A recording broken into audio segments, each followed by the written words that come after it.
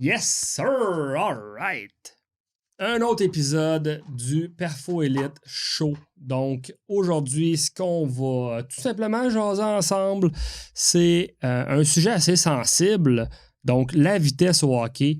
C'est une conquête ultime de plusieurs athlètes. Il n'y a pas un athlète que j'ai entendu qui m'a déjà dit une fois que moi, je ne veux pas améliorer ma vitesse, je n'ai pas besoin. C'est jamais arrivé.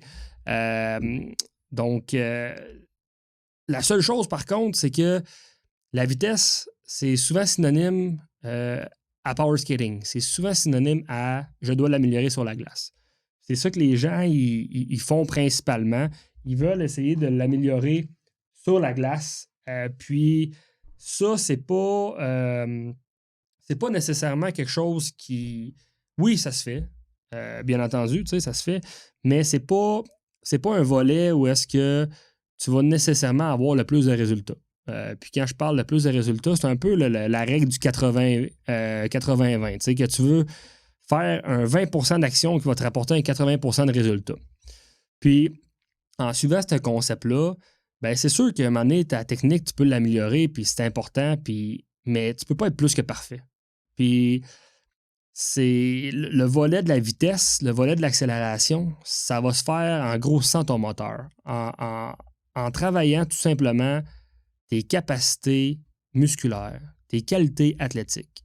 Donc, principalement ta force, ta vitesse en dehors de la glace, la capacité à générer cette force-là rapidement. Puis, c'est toutes ces composantes-là qui doivent être améliorées. Fait que, tout ça pour dire que ça, c'est le deuxième volet que le monde va penser. Je dois m'entraîner dans le gym. Je dois m'entraîner en dehors de la glace. Puis c'est pas fou, c'est pas faux. Le volet 1, il est bon. Le point 2, il est bon.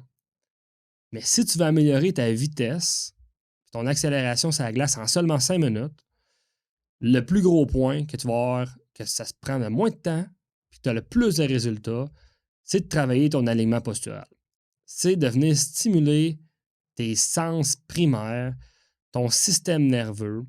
Puis c'est ça, en fait, qui va donner l'accès très rapide à des volets que tu avais déjà développés, mais que tu n'avais pas nécessairement accès. Parce que tu avais des contraintes. Tu compensais.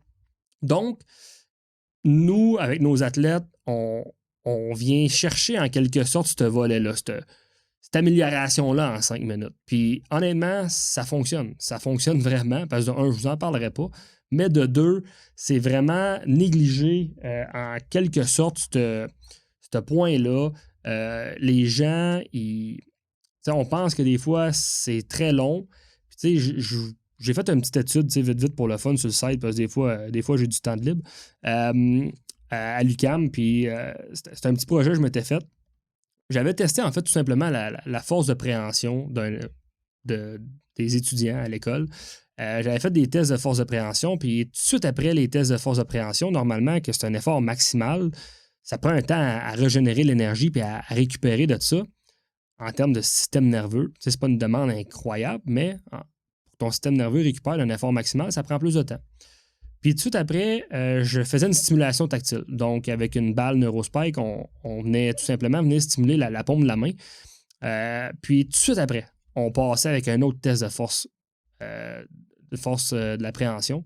Donc, ce qu'on a remarqué, tout simplement, c'est que en l'espace de même pas 2 minutes, avec une stimulation tactile entre les deux volets, tout simplement, donc des deux tests de force de préhension, en moyenne et de façon significative, il y avait une amélioration de 8% de la force. Je ne sais pas si vous le savez, mais 8% de la force d'une force de préhension, si quelqu'un score un total combiné de 100, va avoir 108 par la suite, avec l'augmentation significative de 8%. C'est énorme. 8 kilos, c'est énorme sur une force de préhension. 8 kilos, c'est plus que 16 livres, donc de plus. Fait que si on prend à partir de ce concept-là, mais que tu améliores le reste de tes systèmes primitifs, le reste de tes systèmes de base, donc tu améliores l'accessibilité à ça, puis le readiness en quelque sorte de ces systèmes-là sont activés, sont prêts à performer, ben c'est le nerf de la guerre un peu de ton mouvement, c'est le nerf de la guerre de qu'est-ce que tu vas être capable de fournir comme effort aussi. Donc, en partant de ce concept-là, ben, en seulement 5 minutes de stimulation, d'exercice, tant au niveau tactile, proprioceptif, vestibulaire, donc vraiment le réflexe archaïque, c'est que tu ailles le plus bas possible dans la pyramide, la fondation, le core. Ben c'est ça, en fait, qui va te faire en sorte que tu vas avoir une amélioration en claquement de doigts. C'est direct ce volet-là qui est super important. Puis c'est pour ça que, oui, tu peux améliorer ta vitesse en 5 minutes. Il suffit simplement de venir stimuler ces systèmes-là. Puis après ça, tu vas build up au travers de la pyramide puis des progressions d'exercice dans ces systèmes-là. Puis ça fait des miracles. Ça fait des miracles. Donc, il y a beaucoup, beaucoup d'aspects que le monde néglige par rapport à ce développement-là de la vitesse puis de l'accélération sur la glace. Le monde se focus beaucoup à la glace ou le gym, mais oublie le reste de ce qui peut être important dans un contexte de développement. Puis c'est vraiment ce système-là, c'est l'alignement postural. Plus que ton corps va être aligné, plus qu'il va être apte à performer efficacement à 100% sans compensation. Puis c'est les compensations qui te bloquent, qui te freinent dans un développement ou qui te freinent aussi dans un contexte de performance.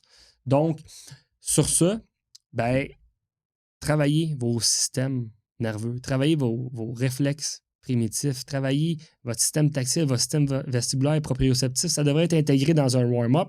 Ça devrait prendre maximum 5 minutes dans une journée. Puis vous allez avoir les effets pour venir débloquer partiellement ou complètement ces compensations-là. Puis, ben, tout simplement, vous allez améliorer votre vitesse par la bande de cette façon-là. Donc, si vous avez des questions, n'hésitez pas à m'écrire. Ça va me faire plaisir de vous aider par rapport à ça. Sur ce, j'espère que vous avez apprécié. Ça a été short and sweet, tout simplement pour s'assurer ou donner une petite pépite en quelque sorte, un petit avant-goût de comment améliorer sa vitesse en 5 minutes. Donc, sur ça, ben, j'espère que vous avez apprécié. Soyez bons, soyez fins, soyez gentils et on se dit à la semaine prochaine.